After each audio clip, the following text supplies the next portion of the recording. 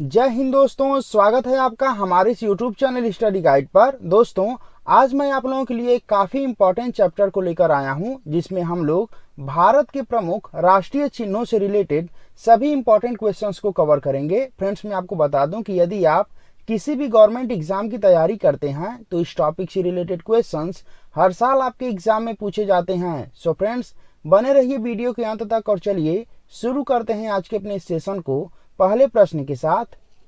Question number 1, Bharat का राष्ट्रीय विरासत पशु निम्न में से कौन सा है? सो फ्रेंड्स, इसका जो सही जवाब है वही ऑप्शन है हाथी। फ्रेंड्स, मैं आपको बता दूं कि हाथियों को संरक्षण देने की दृष्टि से 2010 में भारत का राष्ट्रीय विरासत पशु घोषित किया गया था। तो इस तरह से आपका ऑप्शन है सही हो जाता है। चलिए बढ़ते हैं अगले क्वेश्चन की तरफ। क्वेश्चन नंबर 2, विश्व हाथी दिवस प्रतिवर्ष किस तिथि को मनाया जाता है? सो फ्रेंड्स, इसका जो सही जवाब है वही ऑप्शन बी 12 अगस्त को। फ्रेंड्स, मैं आपको बता दूं कि विश्व हाथी दिवस अभियान 2012 में अफ्रीकी एवं एशियाई हाथियों को संरक्षण देने के लिए शुरू किया गया था। फ्रेंड्स, इस अभियान का उद्देश्य अस्थायी वातावरण का निर्माण करना है, जहां पर हाथियों के साथ होने वाले शोषण को रोका जा सके। तो इस तरह से आपका ऑप्शन भी सही हो जाता है। चलिए बढ़ते हैं क्वेश्चन की तरफ। क्वेश्चन नंबर 3, विश्व हाथी दिवस की शुरुआत निम्न में से किसके द्वारा किया गया था? सो फ्रेंड्स, इसका जो सही जवाब है वही ऑप्शन सी उपर्युक्त दोनों। फ्रेंड्स, मैं आपको बता दूं कि विश्व हाथी दिवस की शुरुआत माइकल क्लार्क एवं पेट्रिसिया सिम्स के द्वारा किया गया था। फ्रेंड्स, माइकल क्लार्क एवं पेट्रिसिया ये दोनों कनाडा के फिल्म निर्माता हैं, जिन्होंने थाईलैंड के हाथी प्रजनन फाउंडेशन में पहली बार विश्व हाथी दिवस की शुरुआत किया था। तो इस तरह से आपका ऑप्शन सी सही हो जाता है। चलिए बढ़ते हैं क्वेश्चन की तरफ। क्वेश्चन नंबर 4, भारत का राष्ट्रीय जलीय जीव निम्न में से कौन सा है? सो फ्रेंड्स, इसका जो सही जवाब है वही ऑप्शन है गंगा डॉल्फिन। फ्रेंड्स, मैं आपको बता दूं कि भारत का राष्ट्रीय जलीय जीव गंगा डॉल्फिन है, जिसे 5 अक्टूबर 2009 में भारत का राष्ट्रीय जलीय जीव घोषित किया गया था। तो इस तरह से आपका ऑप्शन है सही हो जाता है। चलिए बढ़ते हैं क्वेश्चन की तरफ। क्वेश्चन नंबर 5, गंगा डॉल्फिन का वैज्ञानिक नाम क्या है? सो फ्रेंड्स, इसका जो सही जवाब है वही ऑप्शन है प्लाटानिस्टा गंगेटिका।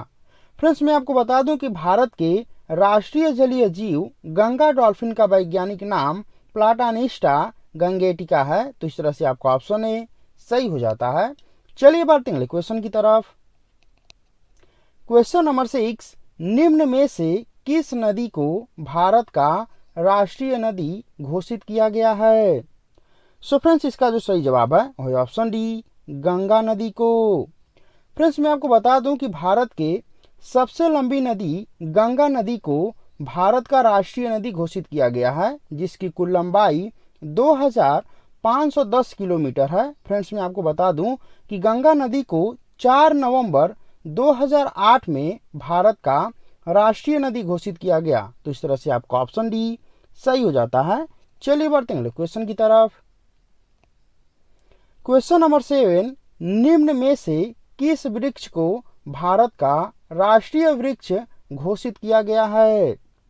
सो फ्रेंड्स, इसका जो सही जवाब है वही ऑप्शन है बरगद का वृक्ष। फ्रेंड्स, मैं आपको बता दूं कि सन 1950 में भारत के एकता एवं दृढ़ता के प्रतीक के रूप में बरगद को भारत का राष्ट्रीय वृक्ष घोषित किया गया। तो इस तरह से आपका ऑप्शन है सही हो जाता है।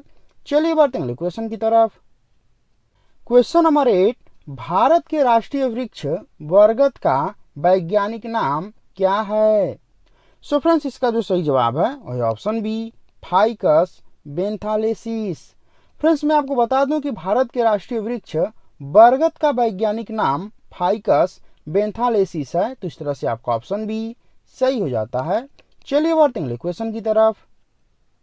क्वेश्चन नंबर 9, भारत का राष्ट्रीय फल निम्न में से किसे घोषित किया गया है? सो फ्रेंड्स, इसका जो सही जवाब है वही ऑप्शन है आम को। फ्रेंड्स मैं आपको बता दूं कि फलों के राजा आम को सन 1950 में भारत का राष्ट्रीय फल घोषित किया गया। तो इस तरह से आपका ऑप्शन ए सही हो जाता है। चलिए बढ़ते हैं क्वेश्चन की तरफ। क्वेश्चन नंबर 10, भारत के राष्ट्रीय फल आम का वैज्ञानिक नाम क्या है? सो फ्रेंड्स इसका जो सही जवाब है वह option C, Mangifera indica. Friends मैं आपको बता दूं कि भारत के राष्ट्रीय फल आम का वैज्ञानिक नाम मैंगीफेरा इंडिका है। तो इस तरह से आपका ऑप्शन सी सही हो जाता है। चलिए बढ़ते हैं क्वेश्चन की तरफ। क्वेश्चन नंबर 11, निम्न में से किस पशु को भारत का राष्ट्रीय पशु घोषित किया गया है? सो फ्रेंड्स इसका जो सही जवाब है वह ऑप्शन बी, बाघ को। फ्रेंड्स मैं आपको बता दूं कि बाघ को 1973 में भारत का राष्ट्रीय पशु घोषित किया गया। तो इस तरह से आपका ऑप्शन बी सही हो जाता है। चलिए बढ़ते हैं क्वेश्चन की तरफ। क्वेश्चन नंबर 12, भारत के राष्ट्रीय पशु बाघ का वैज्ञानिक नाम क्या है?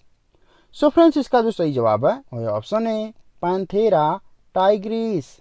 फ्रेंड्स मैं आपको बता दूं कि भारत के राष्ट्रीय पशु बाघ का वैज्ञानिक नाम पैंथेरा टाइग्रिस है। तो इस तरह से आपका ऑप्शन है सही हो जाता है।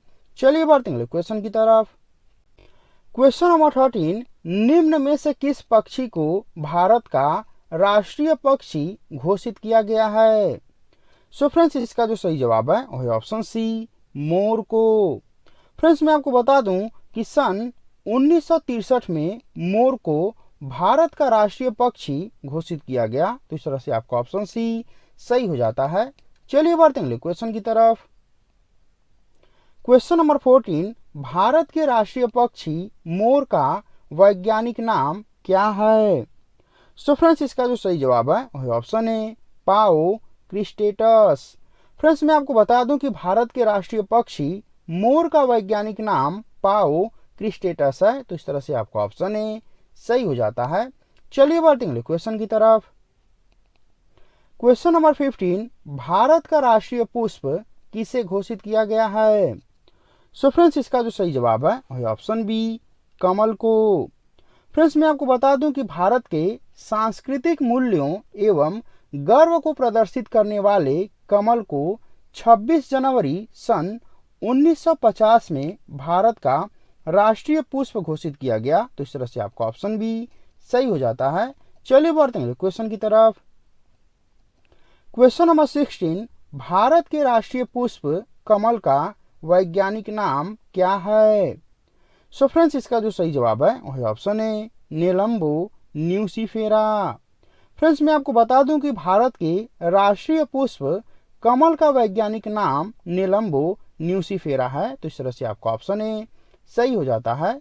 चलिए बढ़ते हैं क्वेश्चन की तरफ। क्वेश्चन नंबर 17, भारत का राष्ट्रीय कैलेंडर निम्न में से किसे घोषित किया गया है? सो फ्रेंड्स इसका जो सही जवाब है वह ऑप्शन है शक संवत को। फ्रेंड्स मैं आपको बता दूं कि भारत के राष्ट्रीय कैलेंडर के रूप में शक संवत को 22 मार्च 1957 में अपनाया गया था। फ्रेंड्स इस राष्ट्रीय कैलेंडर का पहला महीना चैत्र है।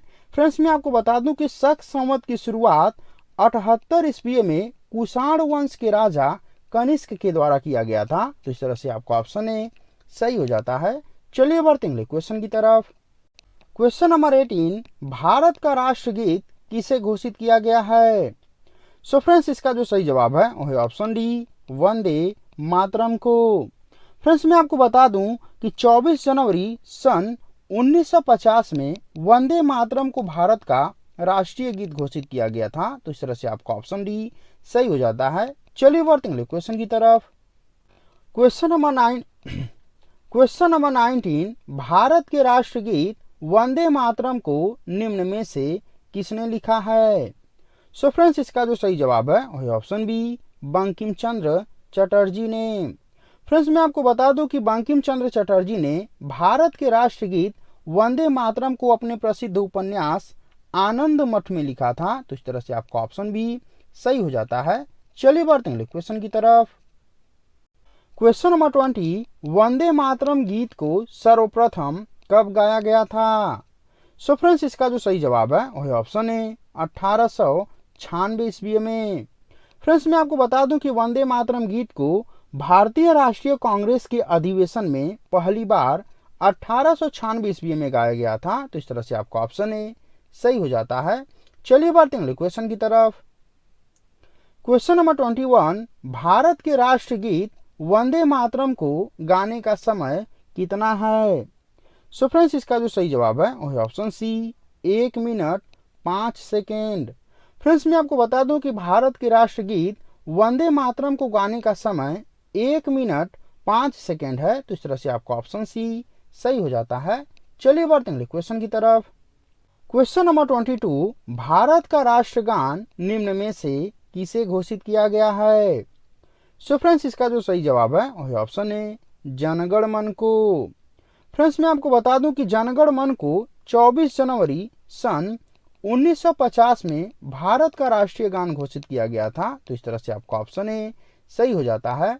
चलिए बढ़ते हैं क्वेश्चन की तरफ। क्वेश्चन नंबर 23, भारत का राष्ट्रगान निम्न में से किसके द्वारा लिखा गया है? सो फ्रेंड्स इसका जो सही जवाब है वह ऑप्शन डी रविंद्रनाथ टैगोर के द्वारा। फ्रेंड्स मैं आपको बता दूं कि भारत का राष्ट्रगान बांग्ला भाषा में रविंद्रनाथ टैगोर के द्वारा लिखा गया है। तो इस तरह से आपका ऑप्शन डी सही हो जाता है। चलिए बढ़ते हैं क्वेश्चन की तरफ। क्वेश्चन नंबर 24, भारत के राष्ट्रगान को गाने का समय कितना है? सो फ्रेंड्स इसका जो सही जवाब है वह ऑप्शन बी 52 सेकेंड। फ्रेंड्स मैं आपको बता दूं कि भारत के राष्ट्रगान को गाने का समय 52 सेकेंड है तथा इसके संक्षिप्त अवधि 20 सेकेंड है। तो इस तरह से आपका ऑप्शन बी सही हो जाता है। चलिए बढ़ते हैं क्वेश्चन की तरफ। क्वेश्चन नंबर 25, जनगण मन को पहली बार कब गाया गया था? सो फ्रेंड्स इसका जो सही जवाब है वह ऑप्शन है 27 दिसंबर 1911 ईस्वी में। फ्रेंड्स मैं आपको बता दूं कि भारतीय राष्ट्रीय कांग्रेस के कलकत्ता अधिवेशन में पहली बार 27 दिसंबर 1911 ईस्वी में जनगण मन को गाया गया था। तो इस तरह से आपका ऑप्शन ए सही हो जाता है। चलिए बढ़ते हैं क्वेश्चन की तरफ। क्वेश्चन नंबर 26, भारत के राष्ट्रगान का वर्तमान संगीतमय धुन बनाने का श्रेय किसे जाता है? सो फ्रेंड्स इसका जो सही जवाब है वह option B captain Ram Singh Thakur को। फ्रेंड्स मैं आपको बता दूं कि भारत के राष्ट्रगान का वर्तमान संगीतमय धुन बनाने का श्रेय कैप्टन राम सिंह ठाकुर को जाता है। तो इस तरह से आपका ऑप्शन बी सही हो जाता है। चलिए बढ़ते हैं क्वेश्चन की तरफ। क्वेश्चन नंबर 27, भारतीय संसद के अधिवेशन का प्रारंभ निम्न में से किसके गायन के साथ होता है? सो फ्रेंड्स इसका जो सही जवाब है वह ऑप्शन है जनगण मन के। फ्रेंड्स मैं आपको बता दूं कि भारतीय संसद का प्रारंभ जनगण मन के गायन के साथ होता है। तो इस तरह से आपका ऑप्शन है सही हो जाता है। चलिए बढ़ते हैं क्वेश्चन की तरफ। क्वेश्चन नंबर 28, भारतीय संसद के अधिवेशन का समापन किसके गायन के साथ होता है? सो फ्रेंड्स इसका जो सही जवाब है वह ऑप्शन सी वंदे मातरम के।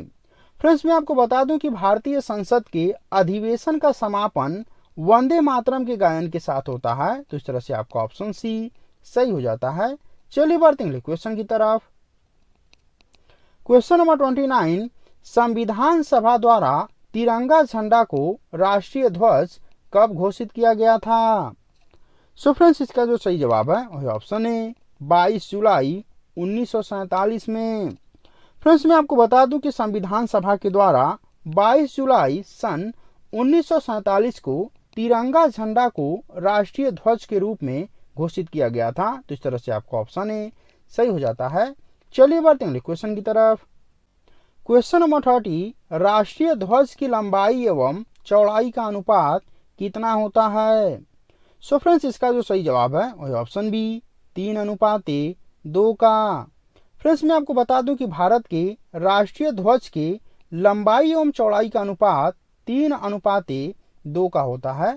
फ्रेंड्स मैं आपको बता दूं कि यदि आपसे चौड़ाई एवं लंबाई का अनुपात पूछा जाए तो उस दशा में इसका उत्तर 2:3 होगा। तो इस तरह से आपका ऑप्शन बी सही हो जाता है। चलिए बढ़ते हैं क्वेश्चन की तरफ। क्वेश्चन नंबर 31, संविधान सभा में राष्ट्रीय ध्वज को किसने प्रस्तुत किया था? सो फ्रेंड्स, इसका जो सही जवाब है वही ऑप्शन डी, हंसा मेहता ने। फ्रेंड्स, मैं आपको बता दूं कि संविधान सभा में राष्ट्रीय ध्वज को हंसा मेहता के द्वारा प्रस्तुत किया गया था। तो इस तरह से आपका ऑप्शन डी सही हो जाता है। चलिए बढ़ते अगले क्वेश्चन की तरफ। क्वेश्चन नंबर 32, संविधान सभा में राष्ट्रीय ध्वज संबंधी तदर्थ समिति के अध्यक्ष कौन थे? सो फ्रेंड्स, इसका जो सही जवाब है वही ऑप्शन सी, डॉक्टर राजेंद्र प्रसाद। फ्रेंड्स, मैं आपको बता दूं कि संविधान सभा में राष्ट्रीय ध्वज संबंधी तदर्थ समिति के अध्यक्ष डॉक्टर राजेंद्र प्रसाद थे। तो इस तरह से आपका ऑप्शन सी सही हो जाता है। फ्रेंड्स, अब हम राष्ट्रीय ध्वज से संबंधित कुछ अन्य फैक्ट को भी देख लेते हैं। फ्रेंड्स, मैं आपको बता दूं कि भारत के राष्ट्रीय ध्वज में 3 रंग की पट्टियां होती हैं, जिसमें से सबसे ऊपर केसरिया रंग, बीच में सफेद रंग एवं सबसे नीचे हरे रंग की पट्टी होती है। फ्रेंड्स, मैं आपको बता दूं कि केसरिया रंग शौर्य एवं त्याग का प्रतीक होता है, सफेद रंग सत्य एवं पवित्रता का प्रतीक होता है, जबकि हरा रंग खुशहाली एवं समृद्धि का प्रतीक होता है। फ्रेंड्स, सफेद पट्टी के बीच में नीले रंग का चक्र होता है, जिसे सारनाथ स्थित अशोक स्तंभ से लिया गया है। फ्रेंड्स, इसमें कुल 24 तिल्लियां होती हैं। तो चलिए बढ़ते हैं अगले क्वेश्चन की तरफ। क्वेश्चन नंबर 33, भारत में पहली बार राष्ट्रीय ध्वज का प्रदर्शन कब किया गया था? सो फ्रेंड्स, इसका जो सही जवाब है वही ऑप्शन बी, 14 अगस्त 1947 को। फ्रेंड्स, मैं आपको बता दूं कि भारत में पहली बार राष्ट्रीय ध्वज का प्रदर्शन 14 अगस्त सन 1947 को मध्य रात्रि में किया गया था। तो इस तरह से आपका ऑप्शन बी सही हो जाता है। चलिए बढ़ते हैं क्वेश्चन की तरफ। क्वेश्चन नंबर 34, प्रसिद्ध झंडा गीत झंडा ऊंचा रहे हमारा की रचना किसने किया है?